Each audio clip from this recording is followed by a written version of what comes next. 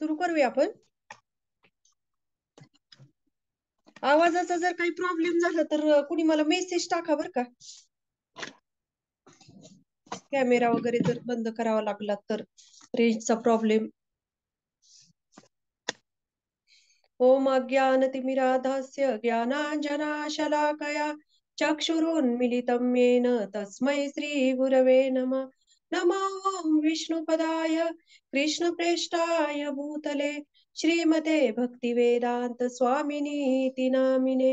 नमस्ते सरस्वती देवे गौरवाणी प्रचारिणे निर्विशेष शून्यवादी पाश्चात्य देशतारिणे. जय श्री कृष्ण चैतन्य प्रभु नित्यानंद श्री अद्वैत गदाधर श्रीवासादि गौर भक्त वृंद. हरे कृष्णा कृष्णा कृष्णा हरे हरे हरे राम राम राम हरे हरे. हरे कृष्णा. सगळ्या मैत्रिणींच्या आजच्या आपल्या रेग्युलर शृंखलेमध्ये स्वागत. परंतु आज आपण श्रीमद भगवद्गीता नाही बघणार, त्याच्यावरचा श्लोक आज नाही बघणार. आम्ही विचार केला की आता दीपावली अगदी तोंडावर आलेली आहे, तर आपण त्या फेस्टिवलला अनुसरून तर दीपावलीची शास्त्रोक्त माहिती काय आणि ह्या 5 दिवसांचं महत्व काय, तर हे आपण थोडासा विचार करूया की त्यावर जर आपण एखादा क्लास घेतला तर. कारण आता असे पण आपले क्लास जे आहेत ना, आता एक 10 दिवस सेटिंग सारखं चेंज होतंय. 10 दिवस आपण परत आपला म्हणजे आम्ही सांगूच, त्याचे मेसेज पण येतील ऑफिशियल ग्रुपवर. पण म्हटलं विचार केला की आज दिवाळीच्या ह्याच्यावर आपण थोडी चर्चा करावी. तर आज आपण दीपावलीचा फेस्टिवल आपल्या सगळ्यांना माहित आहे की आपण 5 दिवस ती दिवाळी साजरी करतो. तर त्याचं काय महत्व आहे, शास्त्रोक्त काय महत्व आहे आणि त्याच्या मागे काय स्टोरीज आहेत की ज्यामुळे आपण हे 5 दिवस जे आहे ते सेलिब्रेट करतो, त्याच्यावर आज आपण थोडक्यात प्रकाश टाकूया. तर कुठलाही फेस्टिवल असू दे, आपल्या हिंदू धर्मामध्ये असेल किंवा कुठलाही फेस्टिवल असेल, त्याला कशाचं महत्व असतं साधारणतः. एक सामाजिक आणि सांस्कृतिक. सामाजिक दृष्ट्या म्हणजे सांस्कृतिक एक त्याला महत्व असतं आणि दुसरं म्हणजे त्याला असतो आध्यात्मिक दृष्टिकोन. म्हणजे ह्या दोन्ही दृष्टिकोनातून आपण फेस्टिवल सेलिब्रेट करतो. जसं आता आपण सांस्कृतिक दृष्ट्या बघितलं की नवीन नवीन कपडे खरेदी करणे, काही एकत्रित येऊन पूजा करणे, एकत्रित येणे, सगळे नातेवाईक वगैरे सगळे एकत्रित येतात, म्हणजे सामाजिक दृष्टीने सांस्कृतिक. जसं आपण म्हणतो की गणेश फेस्टिवल जो आहे, गणपती आपण बसवतो, तो कसा आहे, सांस्कृतिक. मग तेव्हा त्याला एक दृष्टिकोन असतो सांस्कृतिक. आणि आध्यात्मिक म्हणजे की काहीतरी त्याच्या मागे इतिहास असतो किंवा काहीतरी त्याला धार्मिक जोड असती त्या फेस्टिवलला, मग तो होतो धार्मिक. म्हणजे आपण काय म्हणतो की सण जो आहे दीपावलीचा जर सण आपण बघितला तर याला सांस्कृतिक आणि आध्यात्मिक दृष्टीने, म्हणजे कुठलाही सण असू द्या, त्याला आपण सांस्कृतिक आणि आध्यात्मिक दृष्टीने बघतो. तर आता ह्या दिवाळीच्या सणाला आपण सांस्कृतिक, आध्यात्मिक, त्याचबरोबर आपण भक्तिमय दृष्टिकोनातून आज बघणार आहोत. की त्याला जर कुठल्याही उत्सवाला जर आपण भक्तिमय दृष्टिकोन दिला तर तो परिपूर्ण उत्सव होतो किंवा परिपूर्णरित्या तो सण आपण साजरा केला असं आपण म्हणू शकतो. तर आता आपण बघू शकतो की आज बघणार आहोत की हा दिवाळीचा जो सण आहे तर त्याला भक्तिमय दृष्टिकोन कसा दिला पाहिजे आणि त्या दृष्टिकोनातून आपण कशी समजून घेतली पाहिजे. सगळ्यांना माहिती की हा उत्सव म्हणजे कशाचा उत्सव आहे, दीपावली म्हणजे काय, दीपावली म्हणजे काय, दीपांचा उत्सव आहे की पूर्ण दिव्यांचा उत्सव. दिवा म्हणजे उत्सव म्हणजे काय की त्याच्यामध्ये ज्ञानमय प्रकाश, कुठल्याही गोष्टीचा काय आहे, ज्ञानमय प्रकाश. दिव्यांचा उत्सव म्हणजे जिथे प्रकाश असतो तिथं ज्ञान असतं आणि जिथं अंधार असतो तिथं अज्ञान असतं. तर ह्याच्यातून आपण बघू शकतो की दिव्यांचा हा जो प्रकाश आहे हा ज्ञानमय प्रकाशाचा प्रकाश आहे. आपल्या हृदयामध्ये ते ज्ञान आपल्याला हे करायचं आहे, काय, जागृत करायचं आहे.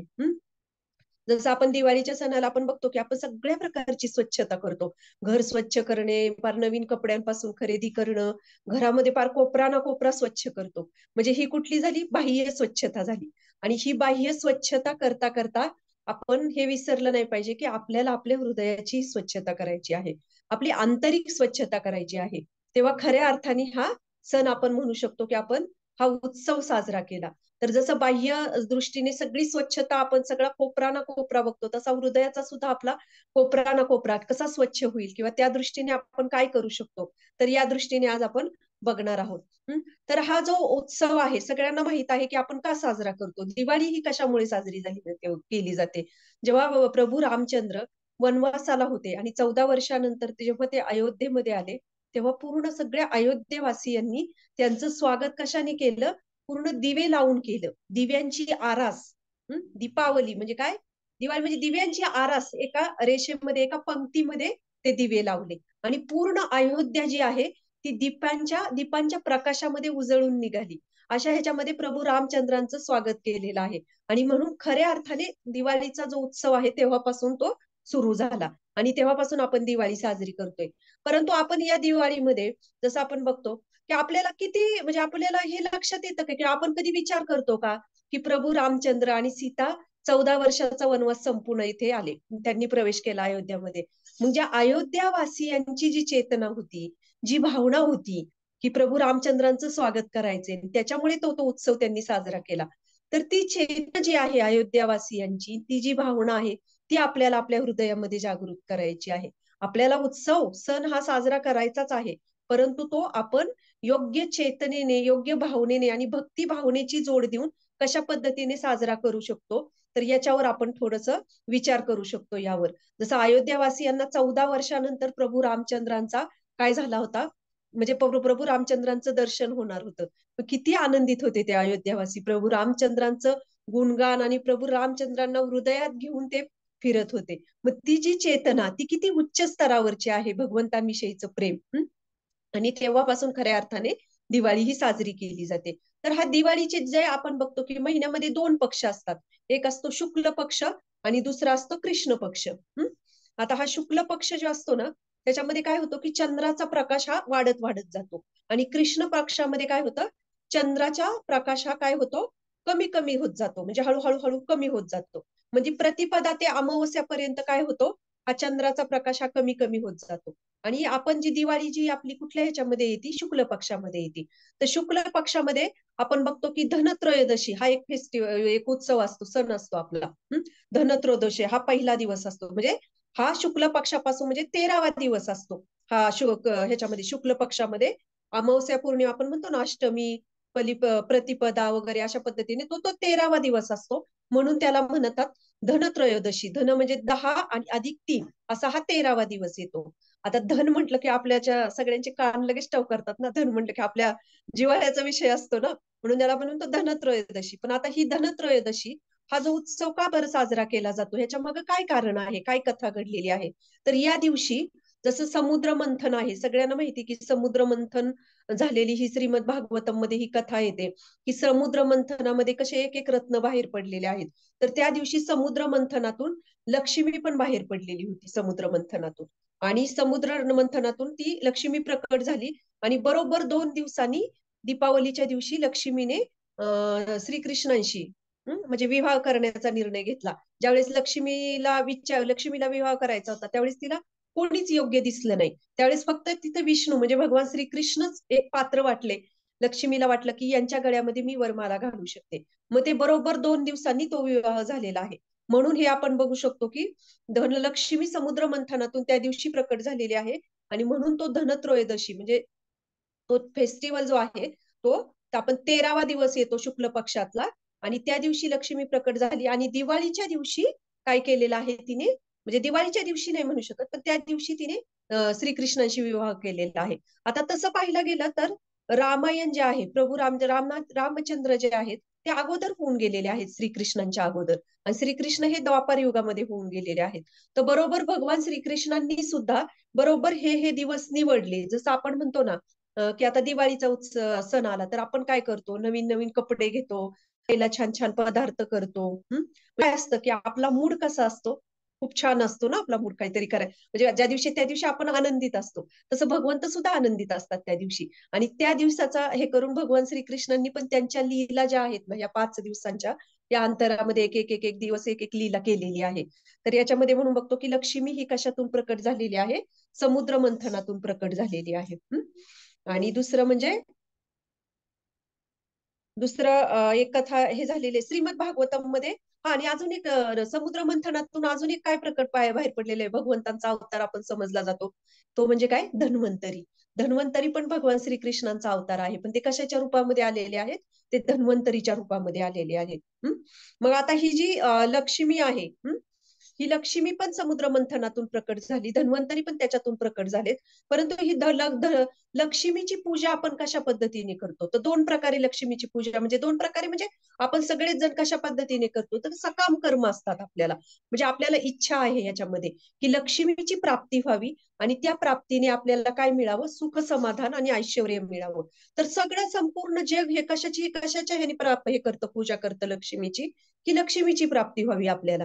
परंतु विचार करा की जर लक्ष्मीची प्राप्ती करायची आपल्याला ना, आपण फक्त लक्ष्मीची पूजा करतोय, कुठलीही स्त्री असू दे, जेव्हा तिच्या पतीची ज्या ठिकाणी ज्या पतीचा आदर केला जातो, त्याला सन्मान दिला जातो, त्या ठिकाणी आपोआपच त्या पत्नीचा सन्मान वाढतो आणि त्या ठिकाणी ती पत्नीही आनंदाने जाते. ज्या ठिकाणी तिच्या पतीचा आदर केला जात नाही किंवा त्याला सन्मान केला जात नाही, त्या ठिकाणी ती स्त्री जाईल का हो? आज आपलं साधं सिंपल उदाहरण आपण घेऊ शकतो. म्हणजे लक्ष्मी जी 24 तास भगवंतांची, भगवान नारायणांची, विष्णूंची म्हणजे श्रीकृष्णांची पत्नी आहे ती नारायणांची, 24 तास ती भगवंतांचे चरण कमल दाबते. असं वर्णन आहे की म्हणतात वैकुंठामध्ये अशा हजारो लक्ष्मी काय करतायत, त्यांच्या केसांनी भगवंतांचा रस्ता झाडतायत त्या वैकुंठामध्ये. आणि अशा हजारो लक्ष्मी भगवंतांच्या सेवेमध्ये आहेत. आणि इथे मात्र आपण काय करतोय की जी लक्ष्मीसाठी भगवंत हे जीव की प्राण आहेत, ती त्यांची सेवा करते आणि इथे मात्र आपण तिच्या पतीची उपेक्षा करतोय. म्हणून कुठल्याच पत्नीला तिच्या पतीची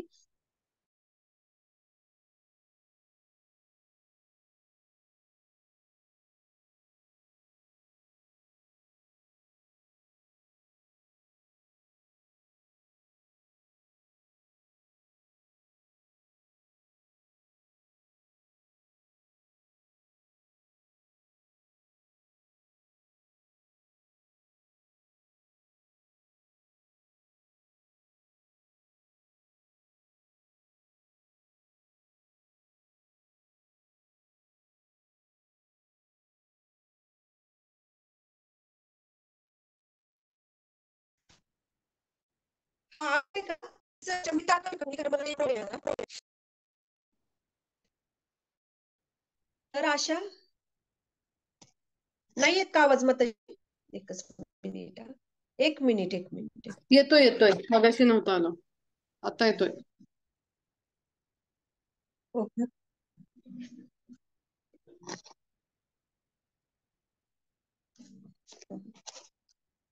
मग त्या धनत्रयोदशीची सॉरी लक्ष आपण जसं राम सीता, विठ्ठल रुक्मिणी, राधा कृष्ण यांची पूजा ही आपण नेहमी जोडीने करतो. लक्ष्मी सत्यनारायणाची पूजा लक्ष्मी नारायण अशा पद्धतीने करतो.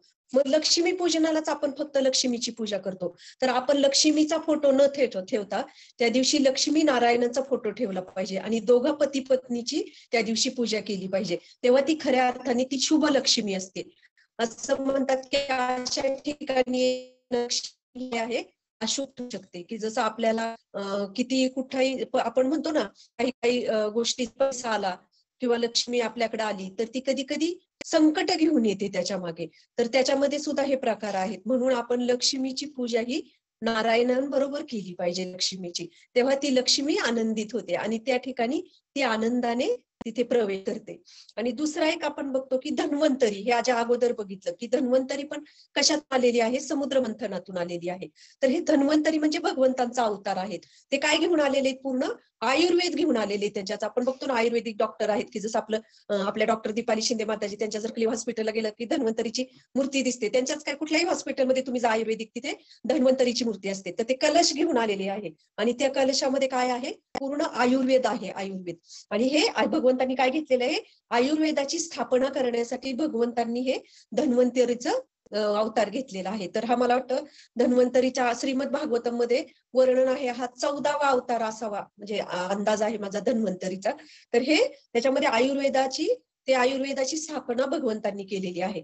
म्हणून हाच जो दिवस आहे, याच दिवशी आपला राष्ट्रीय आयुर्वेद दिन म्हणून सरकारने घोषित केलेला आहे. कारण त्या दिवशी धन्वंतरी बाहेर बाहेर प्रकट झालेले आहेत त्यांचा अवतार. आणि याच्यापासून असं आपण बघू शकतो की कशा प्रकारे लक्ष्मी मंथनामधून, समुद्र मंथनातून लक्ष्मी प्रकट झाली आणि धन्वंतरी पण भगवंतांच्या रूपामध्ये, ह्याच्यामध्ये भगवंत धन्वंतरीच्या रूपामध्ये प्रकट झाले.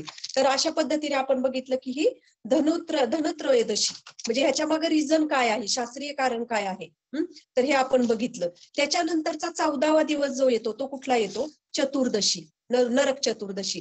तर ही स्टोरी पण सगळ्यांना माहित आहे की कशा पद्धतीने नरक चतुर्दशीच्या दिवशी नरकासूर नावाच्या एका असुराचा भगवंतांनी काय केलेला आहे, वध केलेला आहे. आणि श्रीमद भागवतम मध्ये 10व्या स्कंदामध्ये याचं खूप सुंदर वर्णन केलेलं आहे.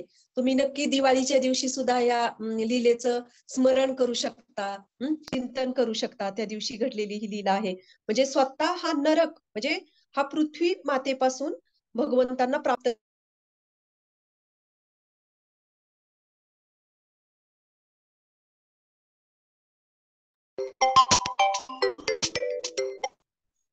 हरी बोल. हा नरक चतुर्दशीच्या हरी बोल. दिवशी म्हणजे थोडस रेंज चांगली आहे का? रेंज हरी बोल. आली आता, गेली होती. आता येतोय का पण आवाज? आवाज येतोय, व्हिडिओ जरा मला ब्लर वाटतोय, पण ठीक आहे चलो. आणि जरा बघूया स्लोली, बरोबर. थोडस काय होतंय खूप फास्ट येतात शब्द जरा. ते रेंजचा प्रॉब्लेम असल्यामुळे होत हा, असेल तो तुम्हाला. You talk slowly, very slowly, मग लक्षात हम्म. येईल. हळूहळू बोला जरा. चालेल. नरक चतुर्दशी ज्या दिवशी आपण बघतो की भगवंतांनी कशाचा वध केलेला आहे, नरकासूर नावाच्या असुराचा वध केलेला आहे. तर हा पृथ्वीपासून प्राप्त झालेला पुत्र आहे भगवंतांना. म्हणजे जेव्हा सत्ययुगामध्ये आपण बघतो की पृथ्वी ही पाताळात गेली होती, आणि त्याच्यामध्ये जेव्हा भगवंतांनी पृथ्वीला वरती बाहेर काढण्यासाठी भगवंतांनी वराहदेवांचा अवतार घेतला आणि त्यांच्या दंतांवरती भगवंतांनी पृथ्वीला असं धारण केलं, वरती घेतला. आणि तो पृथ्वीला जो भगवंतांचा जो स्पर्श झाला, त्याच्यातून ही अपत्य प्राप्ती भगवंतांना म्हणजे पृथ्वी मातेला झाली होती. तर या नरकासुराचं नाव दुसरं भौम पण आहे. भौम म्हणजे काय की पृथ्वी मातेपासून हा झालेला. तर यांना काय झालं होतं की हा संगत ह्याचा याला चुकीची लागली आणि त्याच्यामुळे हा काय झाला, आसूर झाला. म्हणून याचं नावच पुढे काय झालं, भौमासूर. आणि भौमासूर हे त्याचं नाव पडलं. म्हणजे याच्यातून आपण बघू शकतो की संगत ही किती महत्वाची आहे. भगवंतांचा पुत्र सुद्धा संगतीने बिघडला. मग आपल्यासारख्यांची काय कथा आहे, म्हणजे चांगली संगत, वैष्णवांच्या संगतीमध्ये राहणे, भक्तांचा संग घेणे, ह्या गोष्टी किती महत्वाच्या आहेत. जर भगवंतांचा असणारा पुत्र सुद्धा जो साक्षात पृथ्वी मातेचा पुत्र आहे तो संगतीने आसूर बनला, तर संगत ही आपल्या जीवनामध्ये किती महत्वाची आहे यावरून आपण शिकू शकतो. आणि जेव्हा हा पृथ्वी मातेपासून प्रकट झालेला होता, भगवंतांची शक्ती त्याला प्राप्त झालेली होती.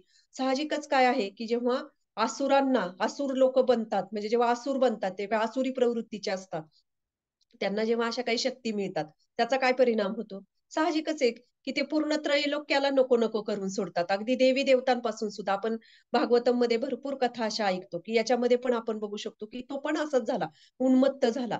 मग त्याच्यामध्ये कधी त्यांनी देवमाता आदितीची कुंडल चोरून आणली, वरुण देवाची छत्री चोरून घेतली. म्हणजे असं देवी देवतांचं क्रीडा स्थान होतं एक मणिपूर म्हणून, ते तिथलं त्यांनी हडप केलं. म्हणजे रोज तो असं काही ना काही करायचा आणि देवी देवतांना त्यांनी काय केलेलं होतं, नको नको करून सोडलेलं होतं. मग सगळे शेवटी कोणाकडे जातात, भगवान श्रीकृष्णांकडे, कारण तो कोणाचा पुत्र आहे, श्रीकृष्णांचा आहे आणि त्यांच्या कोणाच्या आवाक्यात नाही. मग ते येतात श्रीकृष्णांकडे आणि मग श्रीकृष्ण काय करतात की सत्यभामेला गरुडावर घेऊन जातात आणि ज्योतिषपूर म्हणून आहे ठिकाण, तिथे जातात. तिथे गेल्यानंतर भगवंत एक मूर नावाच्या एका राक्षसाचा पण वध करतात.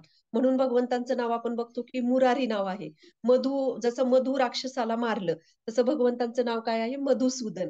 आणि तसं इथे पण भगवंत त्याच्या अगोदर मूर नावाच्या राक्षसाचा वध करतात, असुराचा, म्हणून भगवंतांना नाव पडलं मुरारी.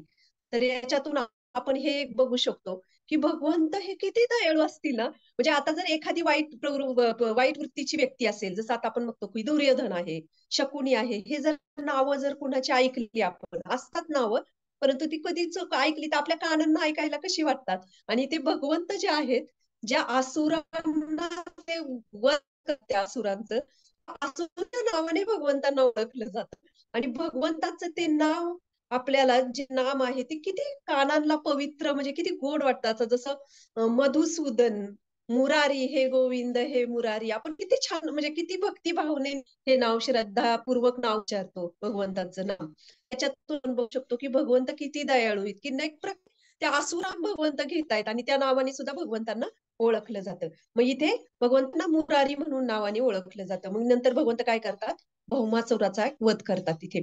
आता हा भौमासूर भगवंत त्याचा वध करतात, परंतु आता काय असतं, त्याला एक पुत्र असतो भौमासुराला. मग पृथ्वी माता काय करते, तो नातू असतो ना पृथ्वी मातेचा, मग तो छोटा असतो, तो घाबरलेला असतो, ती श्रीकृष्णांना स्वाधीन करते.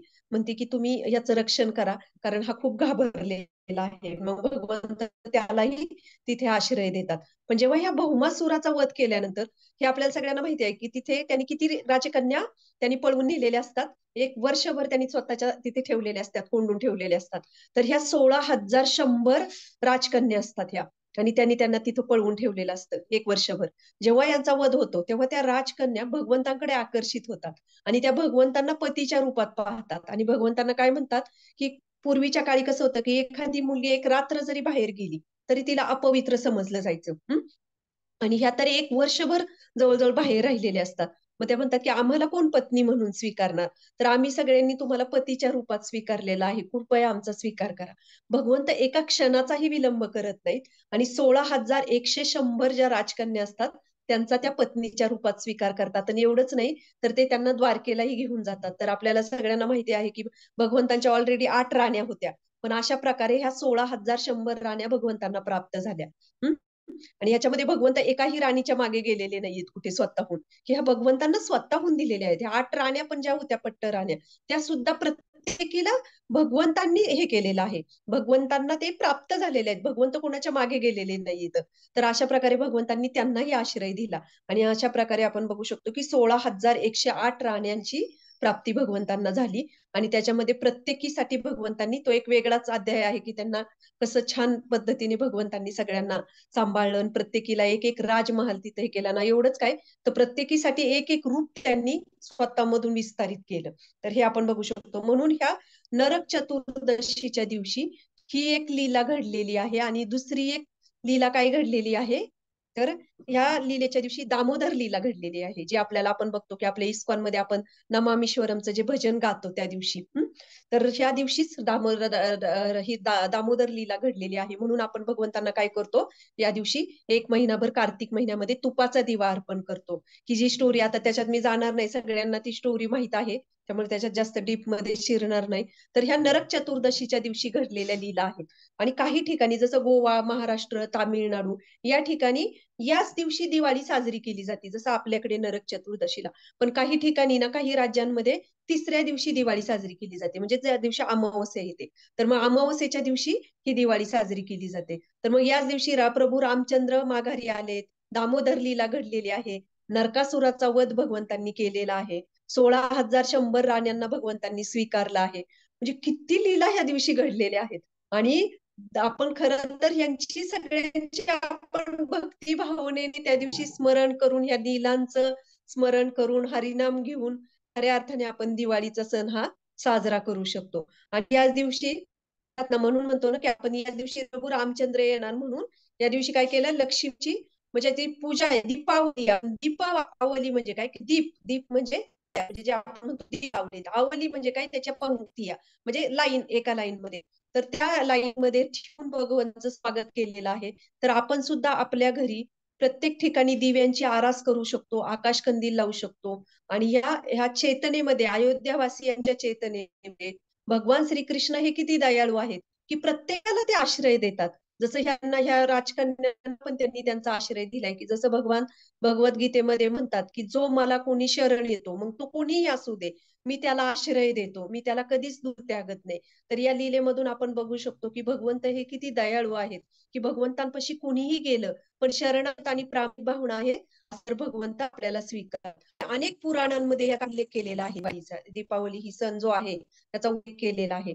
आणि जेव्हा ह्या भावने आपण आपल्या हृदयामध्ये श्रीकृष्णांचं स्वागत करू शकतो, प्रभू रामचंद्रांचं स्वागत करू शकतो, तेव्हा खऱ्या अर्थाने आपण म्हणू शकतो की आपण अशी प्रामाणिक आणि काय म्हणू शकतो, एक भक्ती भावनेने ओथंबून गेलेला दिवाळीचा सण आपण साजरा करतोय.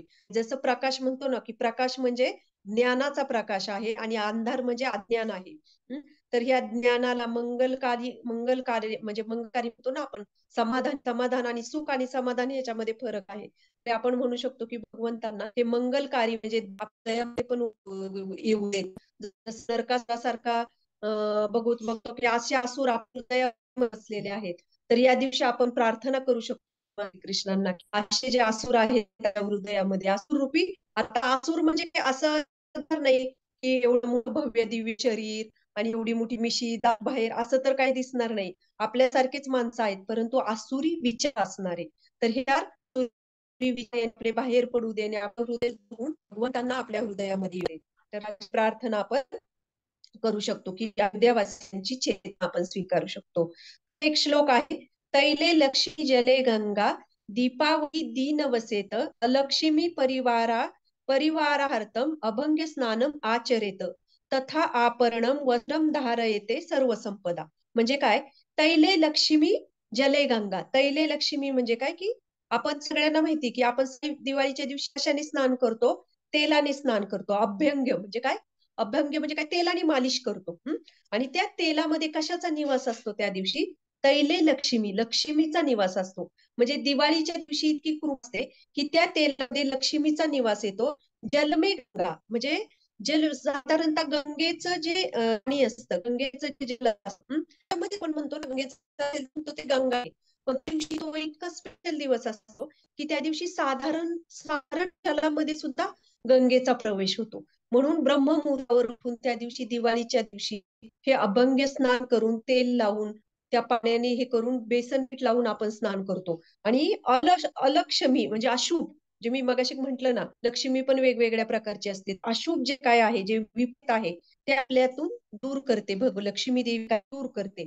म्हणून हे सकाळी सकाळी हे अभ्यंग स्नान आपण केलं पाहिजे. कारण त्या दिवशी विशेष कृपा असते. त्या दिवशी साध्या पाण्यामध्ये सुद्धा गंगा माता प्रवेश करते आणि तेलामध्ये कोणाचा वास असतो, लक्ष्मीचा वास असतो. फक्त तो त्या दिवशी असतो. आणि म्हणून आपण मग त्या दिवशी स्नान वगैरे करून, नवीन वस्त्र घालून, आपण त्याच्या मागे ती ही कथा आहे. कथा म्हणजे याच्यामध्ये जे अभंग स्नान का करतो, तर त्याच्या मागे ते स्टोरी आहे.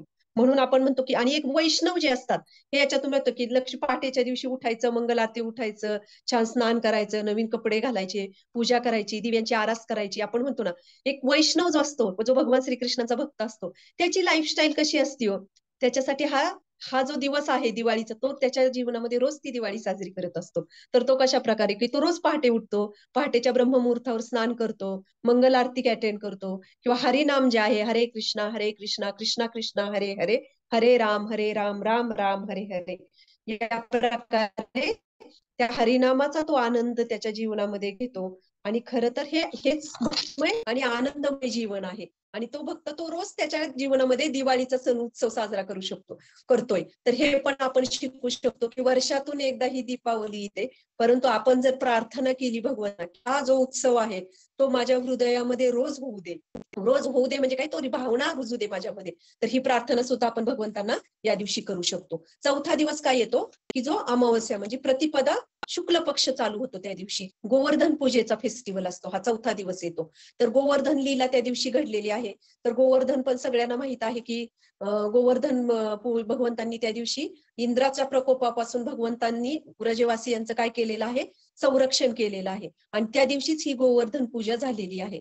तर याच्यातून आपण हे शिकू शकतो की जसं भगवंत भगवद्गीतेत म्हणतात ना, की जो मला तुम्ही सर्व धर्मान परित्यज्य मामेकम शरणम व्रज, म्हणजे तुम्ही सर्व धर्माचा त्याग करा, मी तुमचं संरक्षण करेन. तर इथे सुद्धा या लीलेमध्ये आपण बघू शकतो की जे व्रजवासी होते, जे गोप बालक होते, ते कोणाला शरण गेले होते, पूर्ण भगवंतांना शरण गेले होते. आणि जिथे भगवंतांना जी कोणी शरण जातात, भगवंत ज्या भगवद्गीतेतल्या श्लोकाप्रमाणे, जे भगवंत एकही क्षण त्यांच्या भक्तांना विसरत नाही. जसं ह्या राजकन्या भगवंतांना नरकासुराचा वध केल्यानंतर शरणागत झाल्या, भगवंतांनी त्यांनाही आश्रय दिला. आणि इथे इंद्राचा प्रकोप ज्यावेळेस व्हायचा, जेव्हा भगवंतांचे हे जे व्रजगोप आहेत, सगळं वृंदावनवासी सगळेच जण जेव्हा भगवंतांना शरण गेले, की जेव्हा भगवंतांनी सांगितलं की तुम्ही इंद्राची पूजा करण्याची गरज नाही, गोवर्धनची पूजा करूया, कारण गोवर्धन आपल्याला काय देतोय, पाणी देतोय, धान्य देतोय, आपल्या गायींना चारा देतोय, त्यामुळे आपल्या गायींना दूध मिळतंय. मग याच्यामध्ये इंद्राचा प्रश्न येतो कुठे, तर आपण गोवर्धनची पूजा करूया. आणि ते साधे निरागस हृदयाचे हृदयात घेऊन जगतायत ते श्रीकृष्णांना, ते श्रीकृष्णांची क्षणात की अरे श्रीकृष्ण सांगतोय ना आपला आपण गोवर्धनची पूजा करायची, कशी करायची भगवंत सांगतात. आणि जेव्हा तो इंद्र बघतो त्या इंद्राला ते सहन होते की हा माझी पूजा करणं हे व्रजवासी एक हा गुराख्याचा मुलगा आहे आणि ह्या गुराख्याच्या मुलाचं काय ऐकतायत हे, त्याचा अहंकार दुखावला जातो. ऑलरेडी इंद्राला गर्व झालेलाच असतो, भगवंतांना त्या गर्व करायचंच असतं म्हणून पण ही लीला घडण्याचं कारण आहे. पण जेव्हा गर्व त्याचा इतका हे होतो अहंकार आणि मग तो असे विनाशकारी ढग जे असतात संवर्तक नावाचे ते वृंदावन म्हणजे आता ते ढग की तो असा वर्षा होता असा होता की असं वाटत होतं पूर्ण पूर्ण ब्रह्मांडाचा प्रलय होईल, विनाशकारी त्यांनी त्या वृंदावन वासियांवर ते ढग पाठवले. म्हणजे त्या बघू शकतो जेव्हा भगवंतांनी तो गोवर्धन तो पण कुठल्या हातात केला, डाव्या हाताच्या करंगळीवर. आता डाव्या हाताची करंगळी अशी आपण 2 मिनिटं पकडली तरी आपल्याला ती धरवते आहो. तर भगवंतांनी त्याला दाखवण्यासाठी की तुझी काय पात्रता आहे माझ्या पुढे, भगवंत त्याला हिणवतायत. म्हणजे डाव्या हाताच्या करंगळीमध्ये काहीच शक्ती नाही, तर त्या डाव्या हाताच्या करंगळीवर भगवंतांनी ती लीला घेऊन आणली, म्हणजे लीला केली की त्याला ते खाली दाखवण्यासाठी. आणि 7 दिवस 7 रात्र भगवंतांनी तो गोवर्धन धारण केला. आणि त्याच्यामध्ये ब्रजवासियांची इच्छा पण होती की भगवंतांना थोडं एक क्षणाचंही विस्मरण भगवंताचं दर्शन जर झालं नाही तरी त्यांना विरह व्हायचा. त्यांची इच्छा होती की आम्ही 24 तास भगवंतांना आमच्या नजरेमध्ये श्रीकृष्णाला बघावं. तर भगवंतांनी ती पण इच्छा केली. पण श्री म्हणजे आपल्याला गीतेत सांगतो मी मला शरणी रक्षण करेल. त्याच आवाज येत बघितलं नाहीये. पाहिजे की भगवंतांना जे भगवंत आपलं आवाज काय आवाज आवाज थोडं. गेला का परत? हा आता आला. तर याच्यातून आपण बघू शकतो की भगवंत किती दयाळू आहेत. भगवंतांचे जे श्लोक आपण रोज गीतेवर ऐकतोय, पण याच्यातून आपण बघू शकतो की ते नुसते श्लोकांची नाही ऐकायची, तर त्या ज्या लीला घडल्या आहेत त्याच्यात कुठल्या कुठल्या कशा कशा लीला घडल्या त्यांच्या भक्तांच्या, भगवंत आपल्याला हा एक श्लोक जीवन करून दाखवत आहेत, साकार करतायत भक्तांच्या रूपाने. तर हे बघू शकतो की भगवंतांवर आपण किती श्रद्धा. आणि इंद्रासारखीही कुणीही असू दे, इंद्र हा देवी देवतांचा राजा आहे, सगळ्यात श्रेष्ठ आहे इंद्र, श्रेष्ठ म्हणजे देवी देवतांमध्ये. तर इंद्राच्या प्रकोपापासून सुद्धा भगवंत रक्षण करतायत. मग याच्यातून आपण बघतो की आपण भगवंतांना किती म्हणजे आपण म्हणतो ना की सगळ्याचा त्याग कर, म्हणजे काय करायचं असतं, धर्म करायचा आहे आपल्याला नाही, तर आपल्या वेगवेगळ्या वैचारिक धारा विचारधारा आहेत, ते करायचंय करायचंय तर भगवंत सांगतात ते तुम्हाला त्यागायचं आहे. तर आपल्याला बघू शकतो की भगवंतांची शरणागती आपण कशी घेऊ शकतो. आणि याच दिवशी नाथद्वारे आहेत, नाथद्वारा आपले सगळ्यांना माहित असते गुजर माताच्या घरी एक आहे. आपण गुजराती जे वैष्णव असतात की त्यांच्यामध्ये श्रीजींची पूजा भक्ती भावना पूजा केली जाते. तर ते श्रीनाथ जे आहेत जे धर्मेंद्रपुरी एक गौडी वैष्णव समुदायामध्ये खूप मोठे आचार्य होऊन गेले आहेत. तर त्यांनी त्याच दिवशी नाथद्वारा जे आहे जे साक्षात गोवर्धन रूप आहेत, त्यांनी गोवर्धनवर त्याची स्थापना केली आहे. तर ही लीला ही त्या दिवशी घडलेली आहे. आणि दुसरी म्हणजे ही एक लीला बली दैत्य राजपूत त्याचा पण काहीतरी त्या दिवशी त्याचं पण एक फेस्टिवल नव्हतं. तर या दिवशी भगवान बलिदेवांनी काय केलेलं आहे, पूर्ण समर्प वामन केलेलं आहे. म्हणजे जेव्हा भगवंतांनी 3 पावलं मागितली आणि 2 पावलं एक पात एक स्वर्ग सगळं कोण टाकलं, तिसरं पाऊल कोण टाकायचं, जेव्हा बलिदेवांनी काय केलं की पूर्ण समर्पण भगवंतांना केलं, त्यांच्या पुढे स्वतःला त्यांनी भगवंतांना देऊन टाकलं, आत्मसमर्पण केलं. तर ही लीला पण त्या दिवशी घडलेली आहे. तर या लीलेमधून सुद्धा शिकू शकतो आपण की ज्या वामनदेवांनी बली महाराजांनी सर्वस्व अर्पण केलं, त्यांचं आत्मसमर्पण केलं. सर्वस्व म्हणजे काय, तर त्या बली महाराजांना सुद्धा किती मोठं स्थान त्यांनी दिलेलं आहे. एक स्पेशल ग्रह म्हणजे त्यांना हे दिलेलं आहे, लोक दिलेला आहे खालच्या स्तरामधलं.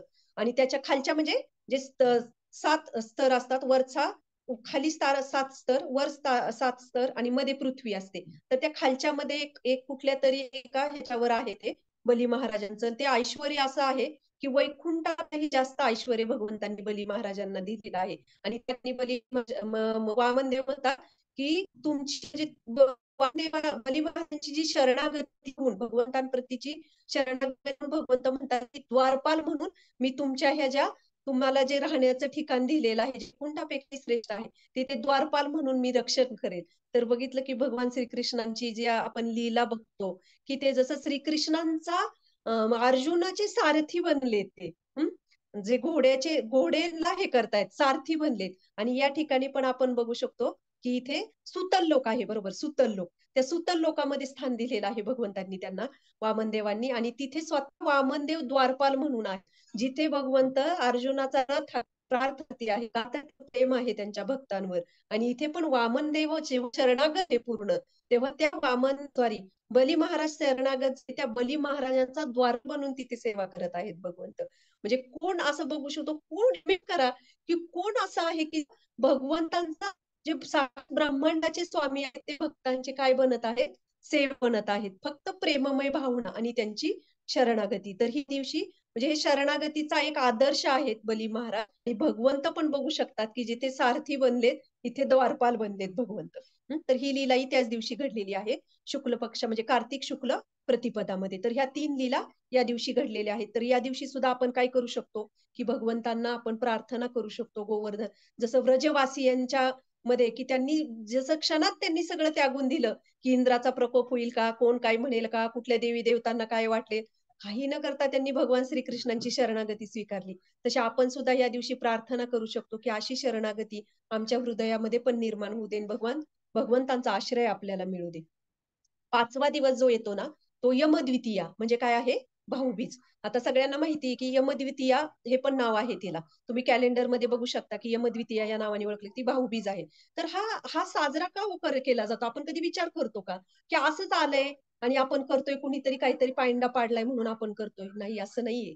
यमद्वितीयाला या दिवशी यम आणि यमुना हे कोण आहेत, बहीण भाऊ आहेत. आणि यमराज एकदा यमुनाकडे गेले, यमुना म्हणजे त्यांची बहीण. आणि तिथे गेल्यानंतर यमुना देवीने इतकं छान स्वागत केलं यमराजांचं, आणि त्यांना छान छान पक्वानं केली, आणि त्यांच्या गळ्यामध्ये हार घातले, फुलं केली, त्यांना आरती केली, त्यांची पूजा केली, आणि इतकं छान स्वागत केलं. आणि यमराज इतके खुश होतात, इतके खुश होतात बहिणीवर, आणि ते तिला वरदान देतात. त्या दिवशी सांगतात की जो भाऊ या दिवशी बहिणीच्या घरी जाईल आणि ती बहीण याच आनंदाने त्याचं स्वागत करेल, तेव्हा त्याला मी ह्या माझ्या जन्म मृत्यूच्या ह्याच्यामधून काय म्हणतो ते चंगुल काय आपण म्हणतो त्या मोहपाशातून मी मुक्त करेल, असं यमराज वरदान देतात त्या दिवशी. आणि म्हणून म्हणून त्या दिवसापासून ही भाऊबीज हा फेस्टिवल, हा उत्सव जो आहे तो आपण साजरा करायला लागलोय. तर त्याच्या मागे ही लीला घडलेली आहे. तर विचार करा, यम आणि यमुना, यमराज आणि यमुना हे बहीण भाऊ आहेत, परंतु ते दोघं पण भगवान श्रीकृष्णांचे भक्त आहेत. ज्या यमुनेच्या डोहामध्ये यमुनाला म्हणजे भगवंतांची पत्नी पण समजलं जातं भगवान श्रीकृष्णांची. तर त्या ज्या यमुनेच्या पाण्यामध्ये जर आपण स्नान केलं यमुना जलामध्ये, तर जन्म मृत्यूच्या फेऱ्यातून मुक्त होतो, जी यमुना मुक्त करते. आणि तेच यमराज काय करतात, आपल्याला ह्या मोहपाशामध्ये बांधतात. जन्म मृत्यूच्या फेऱ्यामध्ये अडकवणारे यमराज आणि मुक्ती प्रदान करणारी यमुना. म्हणजे दोघांच्याही सेवा काय आहेत, पूर्णपणे वेगळ्या वेगळ्या आहेत, आणि दोघंही भगवंतांचे भक्त आहेत.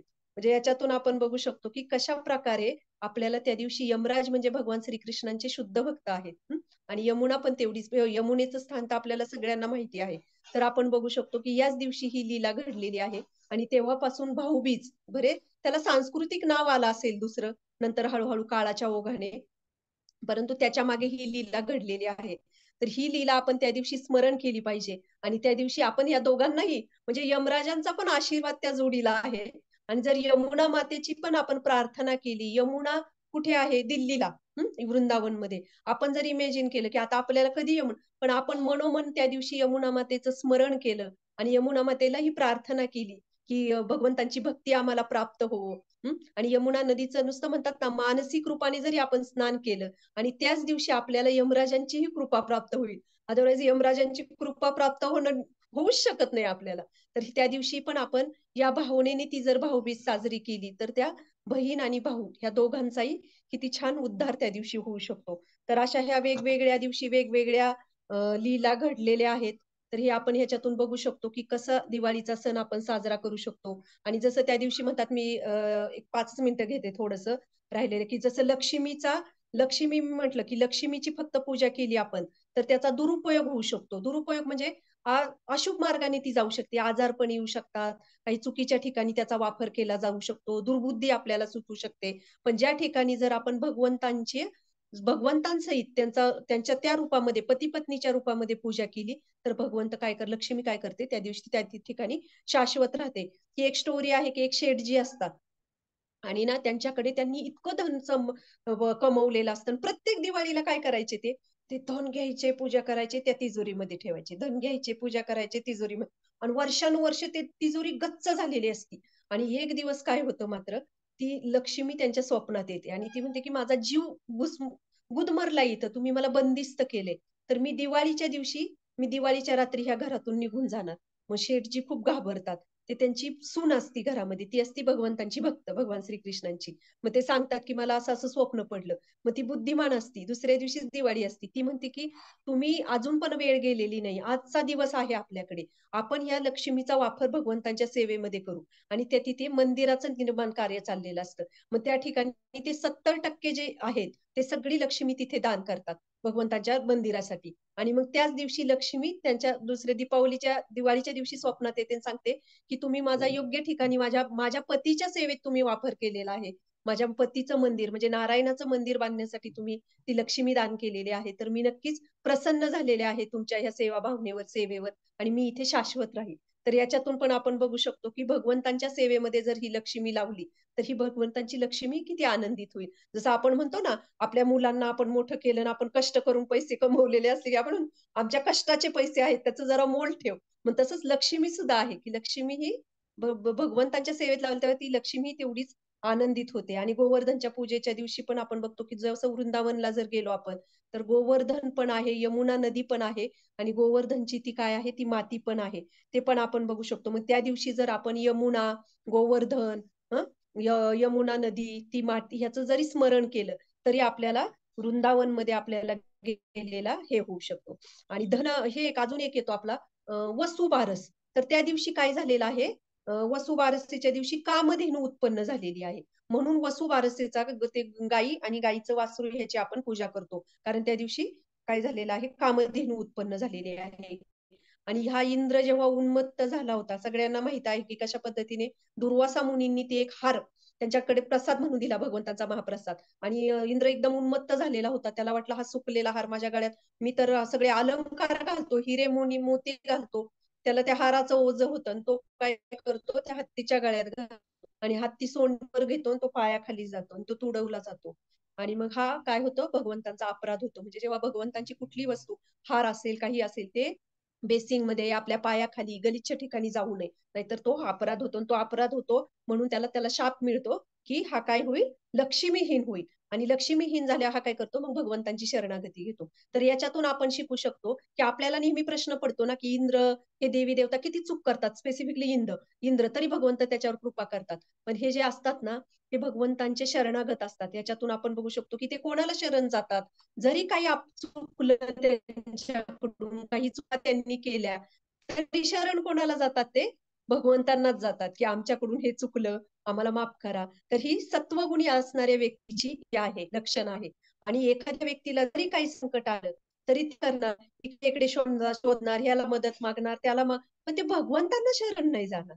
भगवंतांना काय शरण जायचा, हा आसुरी स्वभाव असतो, स्वतःचा अहंकार असतो. म्हणून आपण हे देवी देवतांच्यातून बघू शकतो, जरी त्यांनी वारंवार चुका केल्या, पण जरी त्या चुका केल्या तरी ते भगवंतांकडेच जातात, शरणागत होतात. जसं मुनी जर किती चुकात आई वडिलांकडे येतात आणि आई वडील स्वीकारतात, कारण ते परत आई वडिलांकडे येतात, तसं भगवंत सुद्धा तेवढ्याच वात्सल्य भावनेने, प्रेमाने त्यांना स्वीकारतात. तर ही आसुरी आणि सत्वगुणी स्वभाव हे आपण ह्याच्यातून बघू शकतो. आणि नरक चतुर्दशीच्या दिवशी पण आपण मी मगाशी म्हटल्याप्रमाणे आपण भगवंतांची आराधना, म्हणजे जे जगतपती आहेत, भगवंतांची ही जे आहे भगवान श्रीकृष्णाचं वाहन कोणतं आहे, गरुडजी आहेत. आणि लक्ष्मीचं वाहन कोणाला आठवतंय का, काहीतरी वेगळंच आहे की ते अशुभ, म्हणजे अशुभ म्हणण्यापेक्षा जेव्हा फक्त लक्ष्मीची आपण पूजा करतो ना, ते वाहनाचं नाव असेल तर प्लीज कुणी चॅट बॉक्स मध्ये टाकू शकता. तर ते लक्ष्मीचं वाहन आहे. आणि जेव्हा लक्ष्मी तिच्या वाहनावर बसून येते आणि ते जे वाहन आहे ना, ते काय करतं, आपली बुद्धी भ्रमित करतं. आपल्याला अशुभ अशुभ म्हणजे आपल्या अशुभ मार्गाने सगळ्या गोष्टी जातात. पण जेव्हा विष्णू गरुडजी म्हणजे ज्ञानाचं प्रतीक आहेत, आणि जेव्हा भगवंत लक्ष्मी बरोबर येतात, तेव्हा लक्ष्मी पण कोणाबरोबर येते, नारायणांबरोबर येते, आणि त्यांच्याबरोबर गरुडजी येतात. तर त्याच्यामध्ये आपण शिकू शकतो की आपल्याला ज्ञानाचा प्रकाश आपल्या जीवनामध्ये, ज्ञानाचा प्रकाश म्हणजे आध्यात्मिक भक्ती भावनामय, अध्यात्मापेक्षा पण भक्ती भावना ही जी म्हणू शकतो, तर ती भावना आपल्या हृदयामध्ये प्रवेश करते. आणि दुसरं एक बऱ्याच ठिकाणी हे एक मी थोडं स्पष्ट करते की लक्ष्मी आणि गणेशजी यांची पण एकत्रित पूजा केली जाते किंवा ती मूर्ती असते. खरं पाहायला गेलं तर ना, लक्ष्मी आणि गणेश यांचा कुठंच संबंध नाहीये. गणेशजी कोण आहेत? गणेशजी हे आहेत की गणेशजी पार्वतीचे पुत्र आहेत.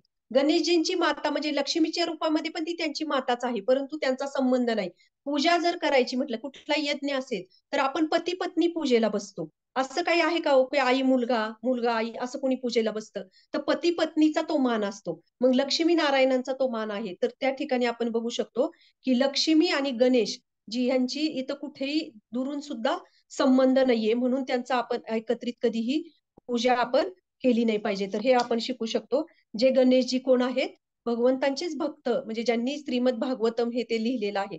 परंतु लक्ष्मी आणि गणेश यांना एकत्रित कधीही पूजा करू नये. पूजा करण्याचा मान हा नेहमी पती पत्नींना दिला जातो. तिथे लक्ष्मी नारायणाची पूजा केली पाहिजे. म्हणून लक्ष्मी गणेशांचा संबंध नाहीये. आणि दुसरं म्हणजे आपण बघू शकतो की दामोदर लीला जी घडली याच दिवशी, की जे आपण म्हणतो नमामीश्वरम हे भजन आपण गाऊ शकतो. तर ती किती सुंदर लीला आहे, की ते असं म्हणतात की दोन बोट म्हणजे त्याच्यामध्ये ना कमी पडले भगवंतांची, ती उखळाला बांधण्यासाठी यशोदामाईला नेहमी ते बंद कमी पडत होते. तर ते त्याचं प्रतीक आहे की प्रयास आणि कृपा. की जेव्हा प्रयास म्हणजे जेव्हा यशोदामाईने खूप प्रयत्न केला, तेव्हा त्या प्रयत्नाला काय झालेला आहे, प्रयत्न त्या प्रयत्नाने भगवंतांनी ती कृपा दिली म्हणतात नाही भगवंतांनी. म्हणून आपल्या सुद्धा आयुष्यामध्ये आपण बघू, जीवनामध्ये आपण आपले प्रयत्न केले पाहिजेत. आपण प्रयत्नांनाच कमी पडतो. एक पाऊल जरी आपण, हा हे अलका खेडकर माताजींनी पाठवले, लक्ष्मी देवीचं वाहन घुबड आहे, घुबड. जेव्हा एकट्या लक्ष्मी, थँक्यू माताजी, जेव्हा एकट्या लक्ष्मीची पूजा केली जाते ना, तिच्याबरोबर कोण येतं? जे आपण काय म्हणतो अशुभ आहे. पण तीच लक्ष्मी नारायणाची पूजा केली तर गरुडजी जे आहेत ते ज्ञानाचा प्रकाश देतात, तर ते आपल्या वासघरामध्ये प्रवेश करतात. थँक्यू माताजी. तर हे जे आहे, तर आपण प्रयत्न केले पाहिजेत. आपलं एक पाऊल आणि भगवंतांचे 10 पाऊल असतात, परंतु ते एक पाऊल उचलायला आपल्याला हजारो जन्म जात असतील आपले. तर ह्या लीलेमधून भगवंत दाखवतायत की जसं यशोदामाईने खूप प्रयत्न केला दामोदर लीलेमध्ये भगवंतांना उखळाला बांधण्यासाठी, आणि प्रत्येक ठिकाणी त्यांचे प्रयत्न दोन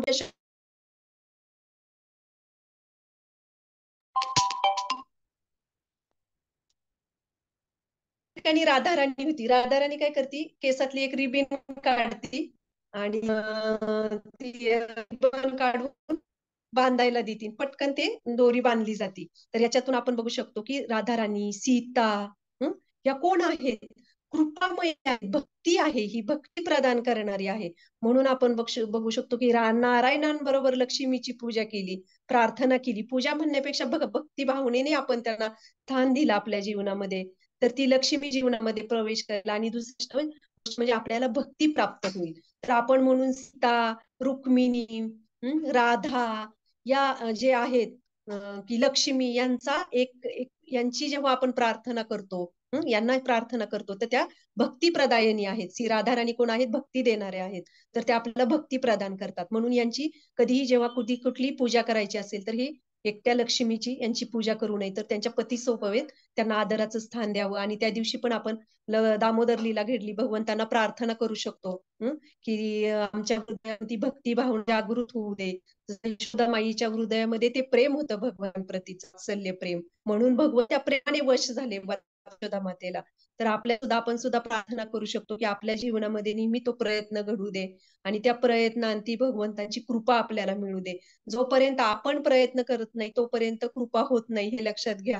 कारण बऱ्याच वेळा असं होतं की नाही हो, आमच्या भाग्यातच नाही, आमच्या नशिबातच नाही. आपल्या भौतिक गोष्टी मिळवण्यासाठी आपण भरपूर कष्ट करतो. आपण म्हणतो का कुठल्या आपल्याला एखादे नोकरी मिळवायची किंवा त्याच्यासाठी काही क्वालिफिकेशन पाहिजे. आपण म्हणतो का, नाही हो माझ्या नशिबातच नाही. त्याच्यासाठी आपण जीवाच्या आकांताने प्रयत्न करतो कुठल्याही ठिकाणी. आणि भक्तिमय, आध्यात्मिक ह्या गोष्टींमध्ये जेव्हा काही संधी, तेव्हा आपण काय म्हणतो, नाही हो अजून आमचं नशिबातच नाही, आम्ही तिथपर्यंत आलोच नाही, आमच्या भाग्यातच नाही, असं आपण त्याला लॉजिक लावतो. मग त्याच गोष्टीला का लावतो? तर नाही, प्रत्येक ठिकाणी जर प्रयत्न असतील तर आध्यात्मिक जीवनामध्ये सुद्धा आपल्याला प्रयत्न करावे लागतात आणि त्या प्रयत्नांना मग भगवंतांची कृपा प्राप्त होते. तर आपण पण ह्या दिवाळीचे हे 5 दिवस आहेत, थोडक्यात मी सांगण्याचा प्रयत्न केला अगदी शॉर्टकट मध्ये. तर आपण सुद्धा हे 5 दिवस भगवंतांना स्मरण करून, श्रीकृष्णांना आणि प्रभू रामचंद्रांना स्मरण करून, हरिकीर्तन करून आपल्या घरामध्ये, तर हे दीपावलीचे 5 दिवस आपण साजरे करू शकतो. थँक्यू. आणि ह्याच्यावर जर कोणाला काही कमेंट्स असतील किंवा कोणाला काही प्रश्न असतील तर प्लीज विचारू शकता, किंवा काही तुम्हाला अजून कोणाला काही ऍड करायचं असेल तर तेही तुम्ही करू शकता. मग त्याची सेटिंग चेंज करताय का?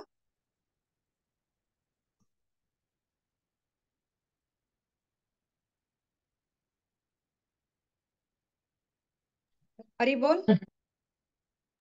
सेटिंग चेंज केले. कोणाला काही प्रश्न असतील किंवा काही ऍड करायचं असेल तर तुम्ही सांगू शकता.